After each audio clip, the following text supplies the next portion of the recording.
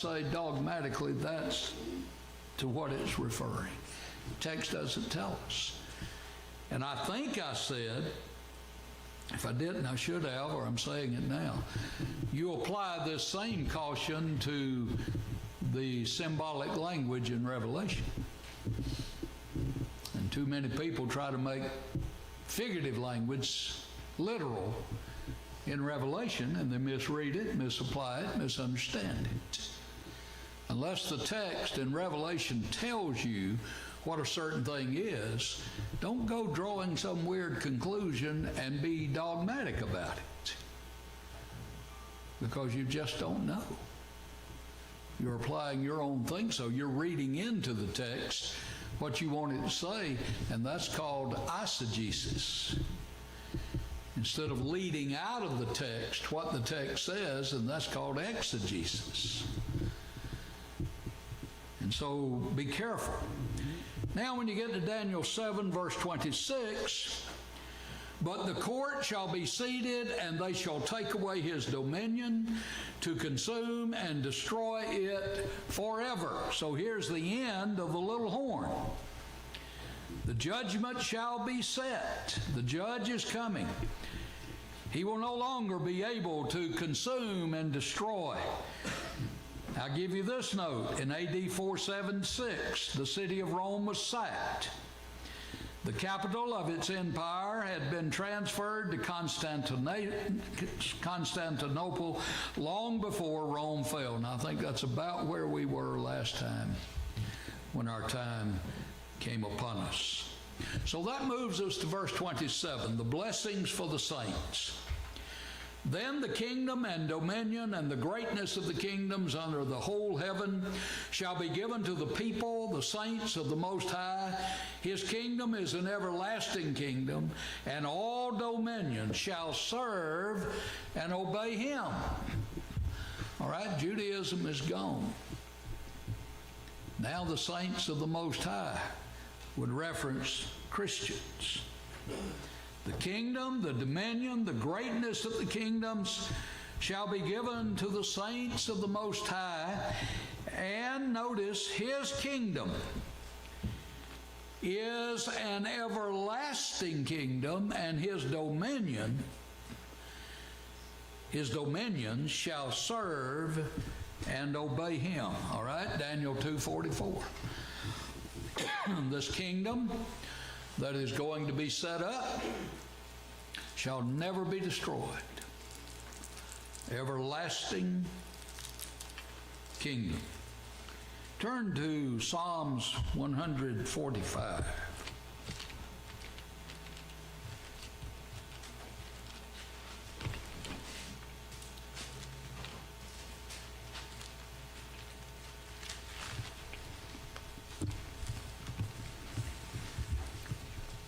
Look at verse 13. Your kingdom. Now notice, verse 10, all your works shall praise you, O Jehovah.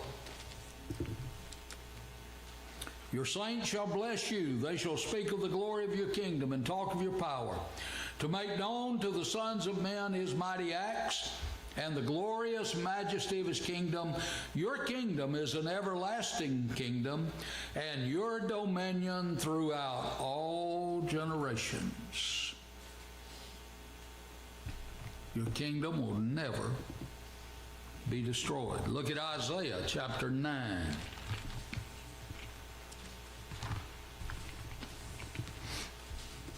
Here's a prophecy of the Messiah. Isaiah chapter 9, look at verse 7. Well, let's start at verse 6. For unto us a child is born. Now this is 700 years before that child will be born. And this is what is called, we've talked about it numerous times, the prophetic perfect. This is so certain to take place, it can be written as though it already has, or is in process at the time. But we're 700 years before it. For unto us a child is born, unto us a son is given, and the government will be upon his shoulder, And his name will be called, now the King James and many other translations have a comma after wonderful. In fact, it has a comma after all these. We would do better to remove the comma after wonderful and read it Wonderful Counselor. Name will be called Wonderful Counselor, Mighty God. I'm guessing all of us have Everlasting Father, Eternal Father.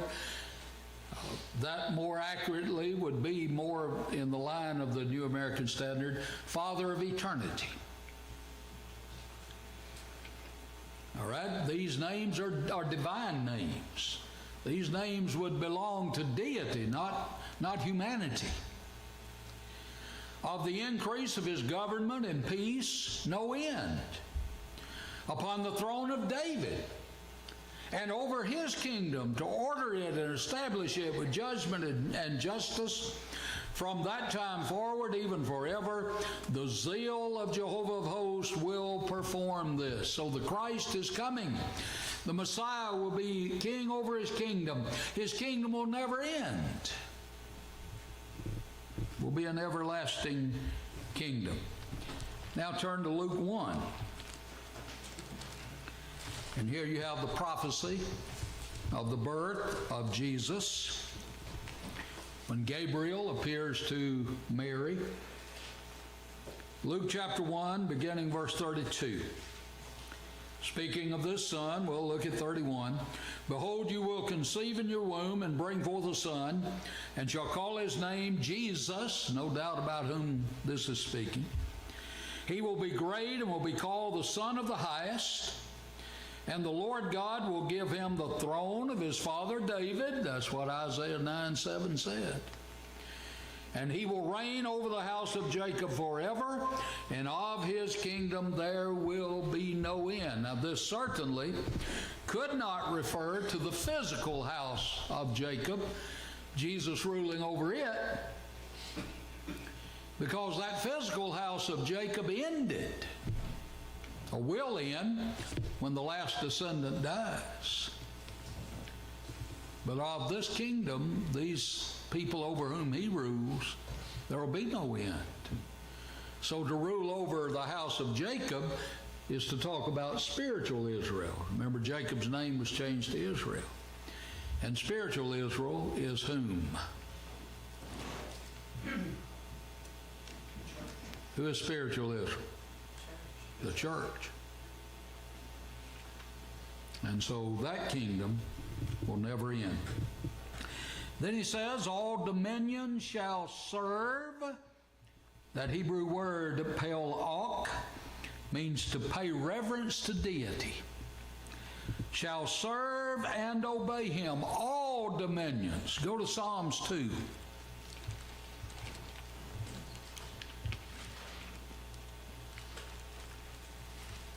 All these kingdoms, all these dominions are going to serve him. Psalms 2, beginning verse 6. Well, just start in verse 1. You need to get the picture. Why do the nations rage? The psalmist asked this question. The Gentiles, why are they raging? And the people plot a vain thing. The kings of the earth set themselves, and the rulers take counsel together against Jehovah and against the anointed. You may have a marginal reading, Messiah, the anointed. Against his anointed, saying, let us break their bonds in pieces and cast away their cords from us. He who sits in the heavens shall laugh. They're going to overcome God. The Lord shall hold them in derision. Then he shall speak to them in his wrath and distress them in his deep displeasure. Yet I have set my king on my holy hill of Zion. I will declare the decree. The Lord, or Jehovah, has said to me, You are my son. Today I have begotten you. Now, very likely you have a reference there to Hebrews 1:5 and Hebrews 5:5, where it's quoted, speaking of the Christ. Ask of me, and I will give you the nations. All the dominions will serve him for your inheritance, and the ends of the earth for your possession. You shall break them with a rod of iron. You shall dash them to pieces like a potter's vessel. Now therefore be wise, O kings, be instructed, you judges of the earth. Serve Jehovah with fear and rejoice with trembling. Kiss the Son, lest he be angry. All right? You receive this Son, lest he be angry, and you perish in the way when his wrath is kindled but a little. Oh, how blessed are all those who put their trust in him. All dominions are going to serve him. All right?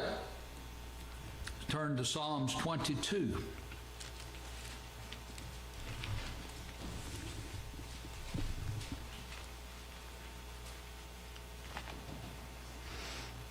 The psalmist says here in verse 22, all those who see me ridicule me. They shoot out the lip, they shake the head, saying, he trusted in Jehovah, let him rescue him. Let him deliver him, since he delights in him. All right, that's exactly what was said to Jesus when he was hanging on the cross. He trusted in God, let God come and deliver him. What scripture was that? That should have been Psalms 22, 7 and 8. I hope that's what came out of my mouth. I said 27. I think y'all just heard something. Psalms 22, I'm sorry. Verse 27, 28. Now turn to Psalms 7:2. Maybe if I say it that way, I won't missay it. Psalm 72, verse 11. The head note in this New King James to the Psalm says, glory and universality of the Messiah's reign. Verse 11, yes, all kings shall fall down before him, all nations shall serve him. I'm reading all this because it reiterates what Daniel is prophesying. Turn to Psalms 86. You should have these references. Psalms 86, verse 9. All nations whom you have made shall come and worship before you, O Lord, and shall glorify your name. For you are great and do wondrous things. You alone are Elohim. You alone are God. And then go to Isaiah chapter 60.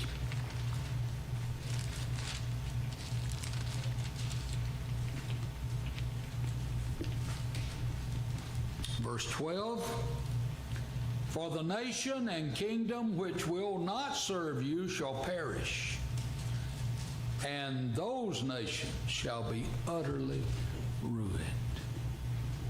All right, so there's going to be a king.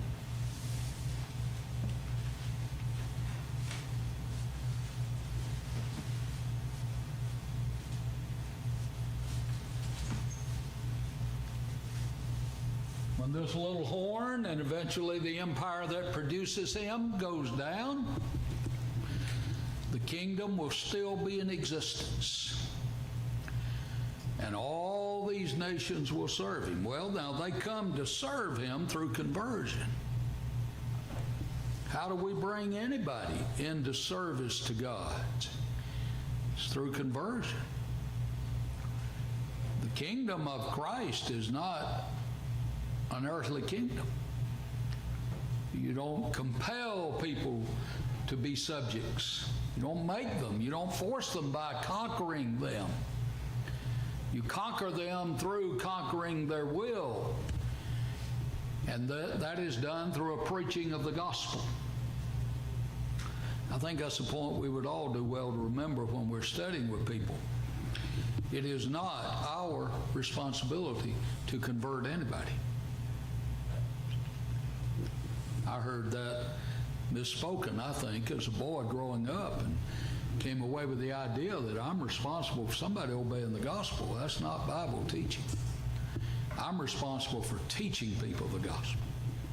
What they do with it is their choice. And if I force you to do something, number one, it won't be free will, so you won't be fully committed to the Lord. You'll just be doing whatever you're doing to please me or get me off your back or have some relief. So you can't nag people into obeying the gospel or being restored. You can only preach the gospel. Encourage them through Bible teaching. So these nations shall serve him. All right, then that brings us to verse 28 of Daniel 7. And we see how the thoughts of Daniel are troubled about the dream and the visions. This is the end of the matter. The New King James says the end of the account. As for me, Daniel, so no doubt about who's writing this. As for me, Daniel, my thoughts greatly trouble me, and my countenance, my face changed. Circle it, but I didn't tell anybody. I kept the matter in my heart. The word troubled, behal, is a Hebrew word there, and it means to alarm, dismay. I'm dismayed, Daniel says, with this. His countenance, ziv is the word, and it means the brightness of his countenance. He has a serious look on his face. He's troubled about this. Daniel said, I kept this matter in my heart. Now there's another Bible character that saw things even more amazing than what Daniel saw and kept them in her heart. Look at Luke chapter 2.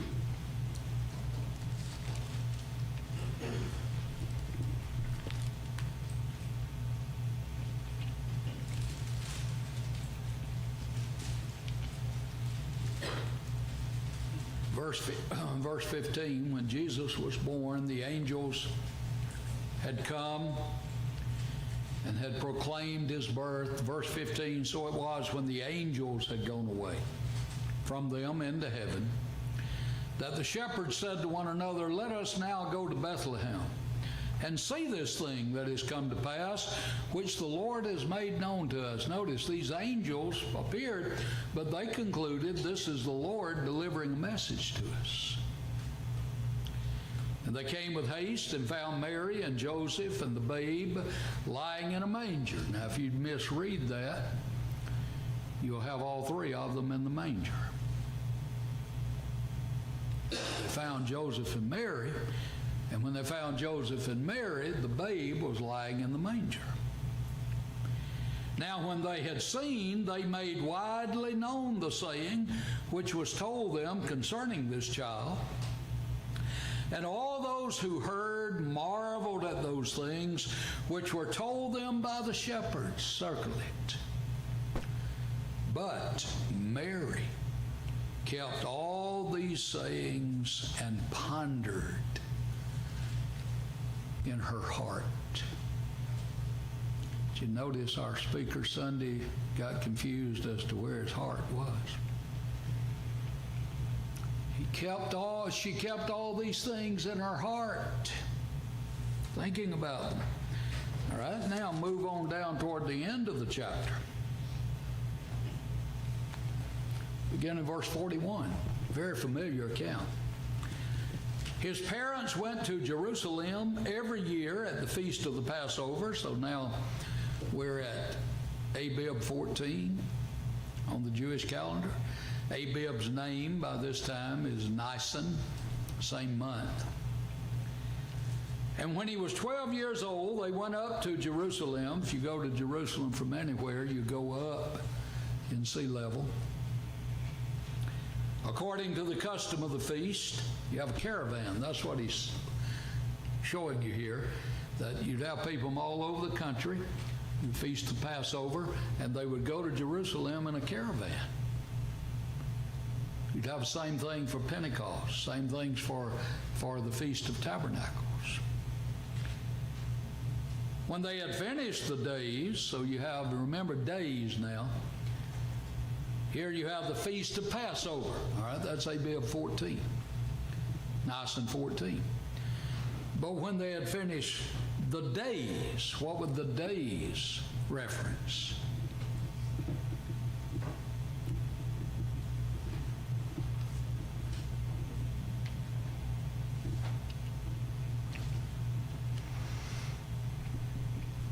What followed Passover?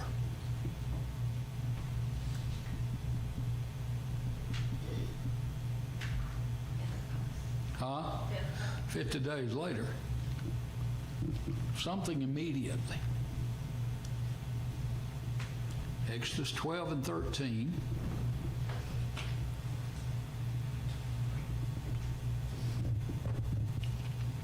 By the time of Jesus, sometimes in conversation, in terminology, they'd all get lumped together, and one term would be used to refer to Passover and these days.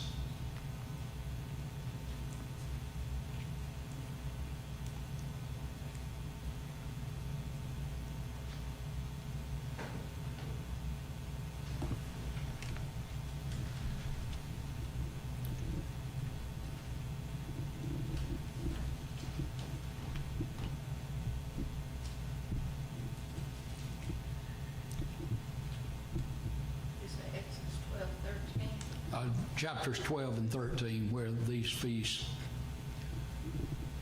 were brought about.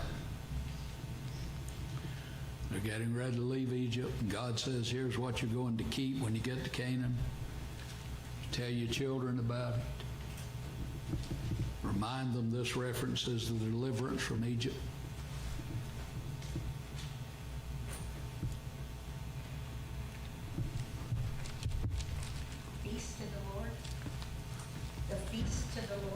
A little more specific.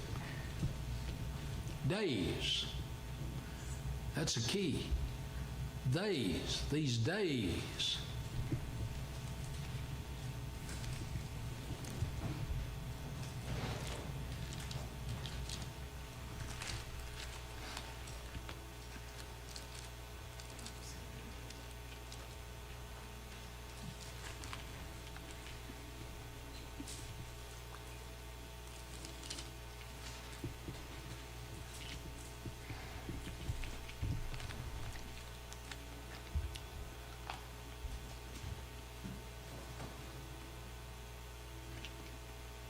Look at Exodus 12:6 and see if that'll help.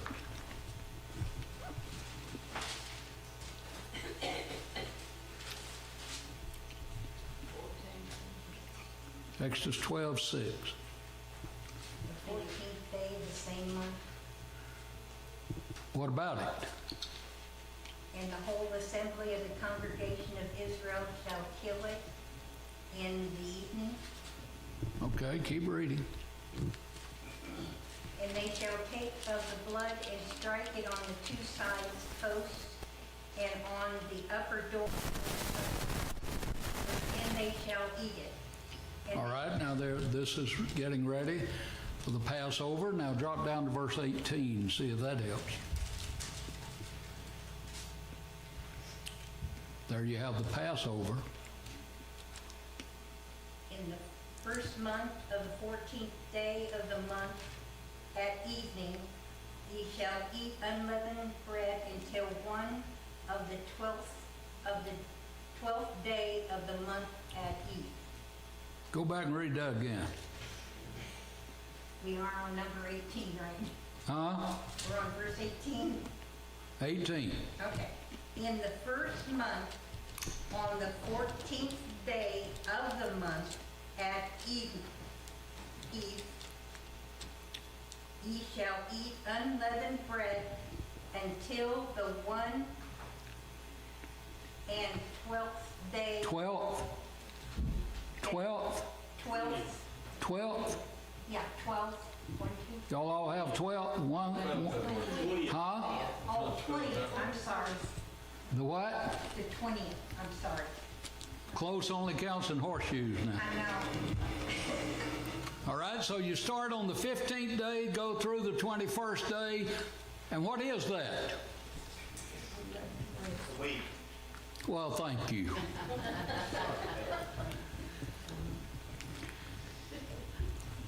I don't know what I'd do without you, but sometimes I'm willing to try. Or they have unleavened bread, and their accounts have to be empty of leaven. So what would the days be? All right, turn to Matthew 26.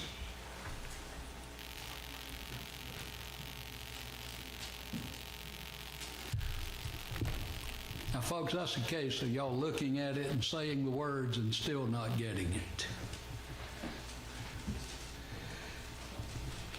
Look at Matthew 26. Someone read verse 17 that knows the difference in 12 and 21. Someone read verse 17. Read again, I missed it. Now on the first day of unleavened bread, First day of what? unleavened bread, First day of unleavened bread. First day of unleavened bread would imply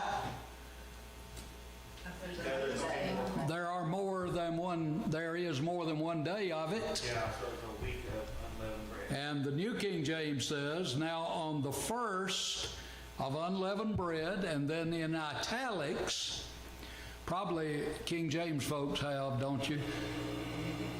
Hush. Now on the first day of the feast of unleavened bread. Do King James folks have the feast of unleavened bread in italics? Yes. Okay. Okay. That was second bell, wasn't it? Yes. Shame on you. Those days of the feast of unleavened bread. You had the Passover, Abib 14, 15 to 21, the feast of unleavened bread. So those days. Thank you for listening and participating.